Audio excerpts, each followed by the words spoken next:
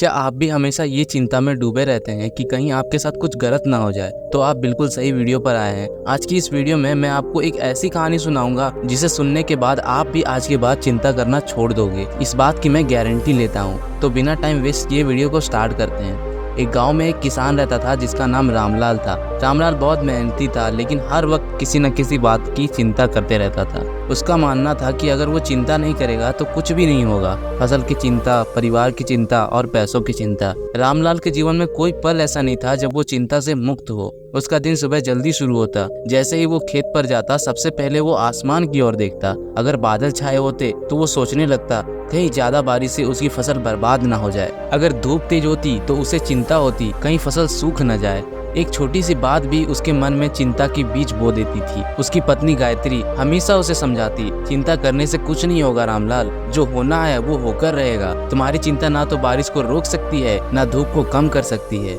लेकिन मोहन की चिंता कम होने का नाम ही नहीं लेती थी। एक दिन गांव में एक संत आया। वो संत गांव के मंदिर में रुके और रोज वहां सत्संग करने लगे। गांव के सभी लोग उनके पास अपनी समस्याओं का समाधान पाने के लिए जाते थे। मोहन ने भी सोचा कि क्यों ना संत के पास जाकर अपनी चिंता का हल पूछ ही लिया जाए। मोहन अपनी चिंता लेकर संत के पास पहुंचा और बोला, महाराज, मैं बहुत परेशान हूँ। मेरे पास छोटा सा खेत है, लेकिन मैं हर समय चिंता में रहता हूँ कि कहीं कुछ गलत ना हो जाए, मेरी फसल बर्बाद ना हो, मेरे परिवार को खाना मिले और हमारे पास पैसे खत्म ना हो। मैं क्या करूँ? यह चिंता मेरा पीछा ही नहीं छोड़ती है।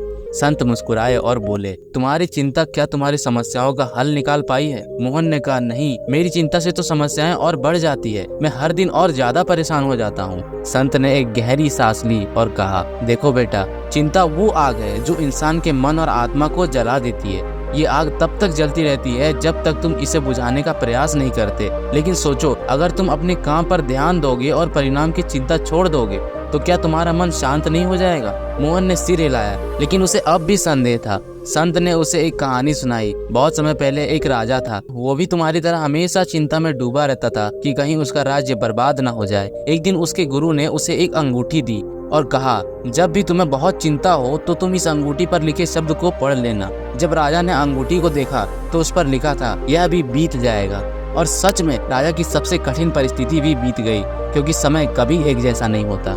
संत की ये बात रामलाल के दिल को छू गई।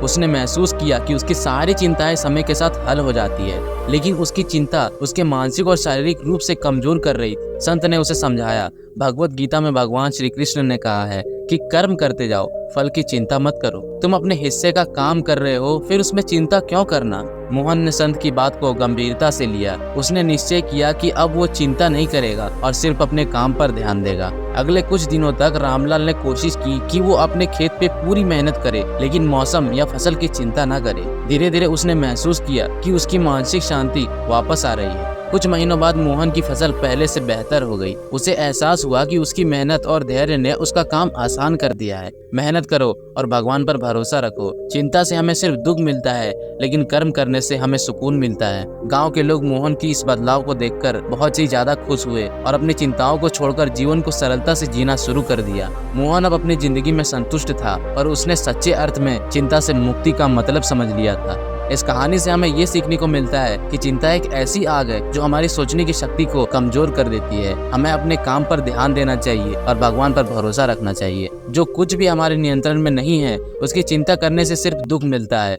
भगवत गीता में भी श्री कृष्ण अर्जुन को समझाते हैं कि हे अर्जुन, चिंता से ही दुख उत्पन्न होते हैं, किसी अन्य कारण से नहीं। ऐसा निश्चित रूप से जानने वाला चिंता से रहित होकर सुखी, शांति और मुक्त हो जाता है। इसी तरह हम सब के भाग्य में जो लिखा है वो होके ही रहेगा। हम उसे एक पल के लिए भी आगे पीछे नहीं कर सकते। इसलिए इस सच को स्वीकार करने में ही तुम्हारी भलाई है। चिंता करने से सिर्फ मन और शरीर को कष्ट पहुंचता है, इसके अलावा कुछ नहीं बदलता। इसलिए आप चिंता करना छोड़ दें। जीवन में एक हादसा जरूरी नहीं है दोबारा दोहराया जाए। इसलिए जीवन में कीमती वक्त को चिंता में नष्ट न करना। आप खुद को इस चिंता से मुक्त कीजिए और उसको किसी दूसरे काम में लगा दीजिए, जिससे आपका मन भी लगा रहेगा और आपका समय भी आराम से कट जाएगा। अगर मेरे इस वीडियो से आप कुछ भी सीखे हो ना, तो इस वीडियो को लाइक करके अपने उस एक दोस्त के साथ जरूर शेयर करना जो कहीं ना कहीं इस चिंता से हमेशा ग्रस्त रहता है, और इस चैनल को भी सब्सक्राइब कर लेना। मैं मिलूंगा आपसे एक और नए गीता ज्ञान के साथ। तब तक जय श्री कृष्णा।